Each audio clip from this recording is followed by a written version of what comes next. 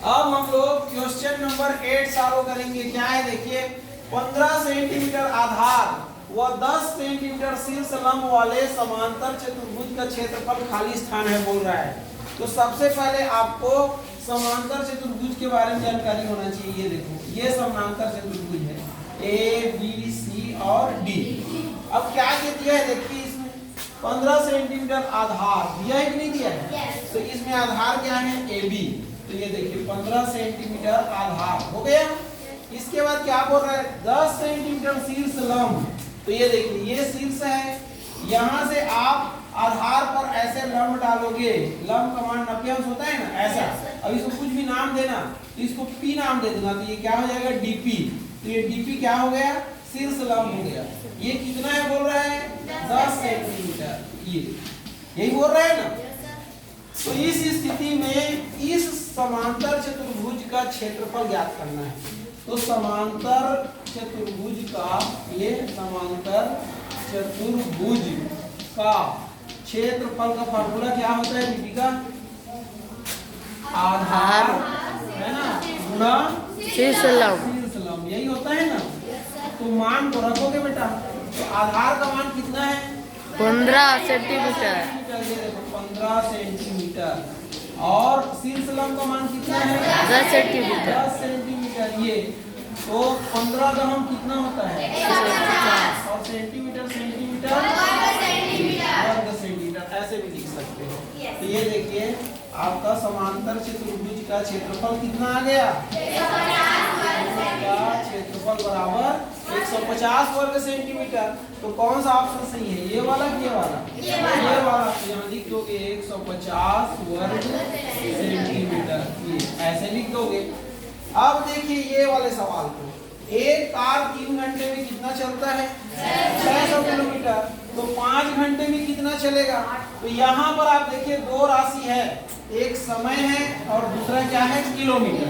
तो ये देखिए एक राशि क्या है? समय, और दूसरा राशि क्या है? दूरी। यही है ना? दो राशि है कि नहीं है? अब देखिए 3 घंटे में कितना चलता है? यहाँ 3 लिख दो। ये 3 घंटा में कितना चलता है? 600 किलोमीटर। तो ये 600 किलोमीटर लिख दिए। ये यहाँ तक देखिए, यहाँ तक अपने प्रश्न को देखिए, एक सेट है कि नहीं है?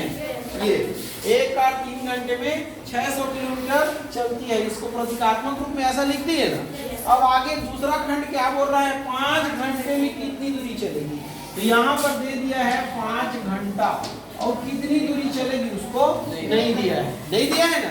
तो यहाँ पर देखिए जैसे जैसे घंटा बढ़ेगा दूरी बढ़ती जाएगी। मतलब एक राशि के बढ़ने से दूसरी राशि बढ़ रही है। तो ये प्रश्न किसका है? अनुक्रमानुपाती विचरण का। तो अनुक्रमानुपाती विचरण का फार्मूला क्या होता है बताइए? क्या होता है? x। ये यहाँ पर लिख दे। क्या होता है? यहाँ पर लिख दे। यहाँ लिखिए, यहाँ लिखिए, यही लिखिए, दिखाई दे रहा है।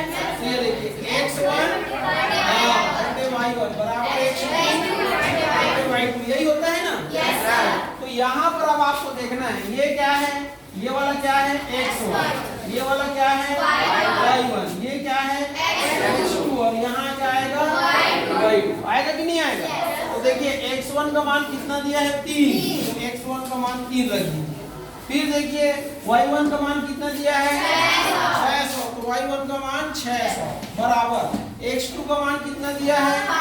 5। तो 5 रख दीजिए ये। और y2 का मान नहीं दिया है ना, यही याद करना है आपको। तो 3 गुणा कर दो, 3 गुणा y2 बराबर इसका इससे हो जाएगा 5 गुणा 600। ये होगा कि नहीं होगा? हो जाएगा ना। अब y2 बराबर दिखाई दे रहा है 5 गुणा 600 बटे 3। ये 3 नीचे आ जाएगा। 3 एकम 3 दूनी 3 शून्यम 3 शून्यम। तो y2 का मान कितना है? देखो 200 गुणा 5 मतलब 1000। ये 1000 किलोमीटर। ये दूरी था इसलिए किसमें आएगा? किलोमीटर में। तो ऑप्शन है क्या 1000 किलोमीटर? कौन सा ऑप्शन है? ए। तो विकल्प ए जो है सही आंसर है। ठीक है। इसके बाद क्वेश्चन नंबर 10 सॉल्व करना है। क्या है देखिए, 81, 74, 69, 73, 91, 55 और 61 का समानांतर माध्य ज्ञात कीजिए। तो समांतर माध्य का फार्मूला क्या होता है? समांतर माध्य बराबर समेशन ऑफ x बटे n। समेशन ऑफ x क्या है? पदों का योग। ये क्या है? पदों का योग। मतलब इसको इसको इसको इसको इसको इसको इसको जोड़ना है। तो जोड़ने से कितना आ रहा है?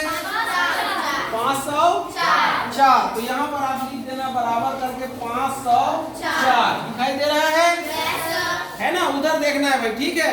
हाँ, इसके बाद पदों की संख्या देखो, ये पदों का योग हो गया, इसका मान हो गया ये। अब पदों की संख्या 1 2 3 4 5 6 7, ये 7 आ गया। 7 एकम 7, 7 सत्ते 49। 50 में एक बचा ना, 4 निकाले तो 7 दूनी 14। तो कितना आया? 72। तो ये ए आपका करेक्ट आंसर है ये, ठीक है। ये वाला विकल्प आएगा। तो ये भी क्वेश्चन सॉल्व हो गया ना? ऐसे आपको सॉल्व करना है। क्लियर है?